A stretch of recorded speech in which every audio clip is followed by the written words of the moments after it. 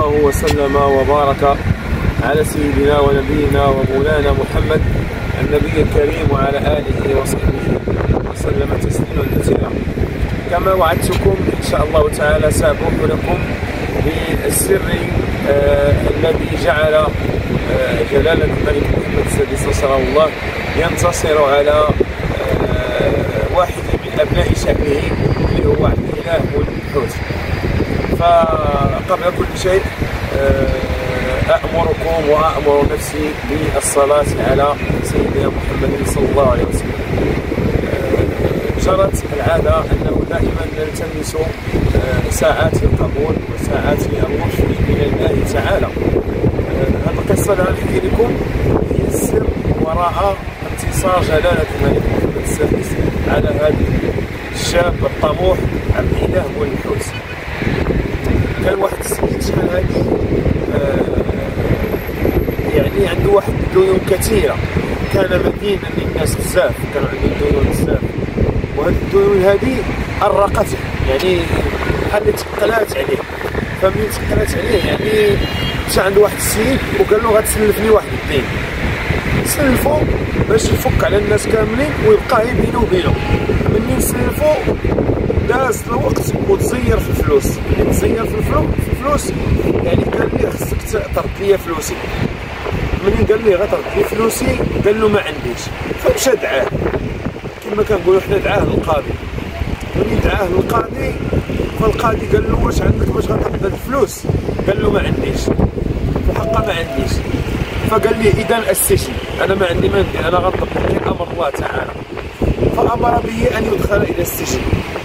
فملي بغى يدخلو السجن قال له بالله عليك ايها القاضي اعطيني غير واحد المهله نمشي نتوادع مع الاصدقاء ديالي ومع ابنائي ومع الزوجه ديالي ونرجع ان شاء الله تعالى. فالقاضي قال له شنو الضامن؟ شنو اللي غيضمن لي انك ملي غتمشي تشوف الاحباب ديالك غترجع؟ قال له الضامن رسول الله صلى الله عليه وسلم. قال له ان لم اعد في الوقت فاعتبرني انني لست من امه سيدنا محمد صلى الله عليه وسلم. فهذاك السيد يعني مشى عند الاهل ديالو وتوادع معاهم وحكى لهم القصه. قال للزوجه ديالو بانه راني اليوم تحكم عليا بانني غندخل للسجن، وقلت للسيد القاضي بانه ان شاء الله تعالى راني غنرجع عندك والضامن رسول الله. فقالت له يعني قال لك سير؟ قال لها منين قلت له الضامن رسول الله صلى الله عليه وسلم قال لي سير. فهنا الحكمه ديال اختيار الزوجه الصالحه، هنا فين كنقولوا انه فاظفر بذات الدين تربت يدك. قالت ليه عرفتي اش غادي دير منين انت دابا الضامن ديالك هو رسول الله؟ تعال نصلي على حبيبنا رسول الله صلى الله عليه وسلم. صلوا على حبيبنا رسول الله صلى الله عليه وسلم. فهنا جلس هو والزوجه ديالو كيصلوا على النبي صلى الله عليه وسلم، وملي يصلوا على النبي صلى الله عليه وسلم واحد العدد كثير ديال العدد، يعني واحد 1000 مره ولا 2000 ولا المهم بقاو كيصلوا على النبي صلى الله عليه وسلم حتى نعسوا. فمنين نعسوا راى رؤيه صالحه، شاف بان النبي صلى الله عليه وسلم جاء عنده وقال ليه سير عند الوالي وقل له رسول الله صلى الله عليه وسلم يأمرك ان تؤدي عني ديني، وعطاه واحد جوج ديال العلامات. فالراجل مشى لغد ليه في الوقيته. ملي مشى في الوقيته مشى عند الوالي دق عليه فقال ليه السلام عليكم واش كتعرفني؟ قال له ما عرفتكش. قال له انا واحد الانسان مدين ولقد رايت رؤيا ان رسول الله صلى الله عليه وسلم قال لي سير عند الوالي وقل له ان يؤدي عني ديني. فقال له وما الضامن وما الشهاده وما الدليل؟ قال الدليل انك في الليله الماضيه صليت على نبينا محمد صلى الله عليه وسلم 1000 مرة، وفي الليلة الموالية صليت عنه 1000 إلا 3 أو 4 مرات، وقد كتبت لك 1000 بإذن الله. فبكى الوالي وذهب ليؤدي عن المدين دينه.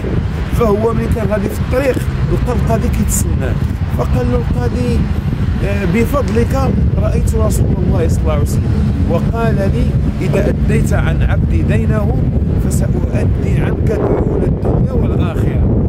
شوف هذا الفضل ديال الصلاة على النبي صلى الله عليه وسلم. شوية هو يشوف هذاك السيد اللي كيسالو حتى هو جاي قال لي فين مشيتي؟ راني جيت باش نسمح لك.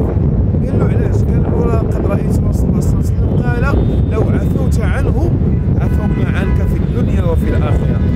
وهنا مربط الفرس، هذا هو المفتاح وهذا هو السر اللي خلى سيدنا ينصروا يعني هذه العزيمه هذه وهذا الامر هذا، انه عفى علينا هذه السنه ديال الذبيحه وانه هو غينوب علينا. فنسال الله تعالى انه يجازيه عنا خير الجزاء. الله تعالى يحفظ لنا الملك ديالنا محمد السادس نصره الله ويجازيه عن هذه الامه المغربيه خير الجزاء. واكيد اننا كلنا مدعوين اننا نصليو على النبي صلى الله عليه وسلم، واكيد انه غيوفر لنا اللي غادي ينوب علينا وغادي يسخر لنا الامور ديالنا ان شاء الله تعالى. فاللهم صل على سيدنا محمد صلاه تنجينا بها من جميع الاهوال والافات وتقضي لنا بها جميع الحاجات وتطهرنا بها من جميع السيئات وترفعنا بها على الدرجات، انه الولي على ذلك والقادر عليه. سبحان ربك رب العزه عما يصفون وسلام على المرسلين والحمد لله رب العالمين. والمفاجاه وهو انه اثناء التسجيل الاذان ديال الوقفه كيأذن، استعاد يسجل لنا الاذان وتبارك الله عليك.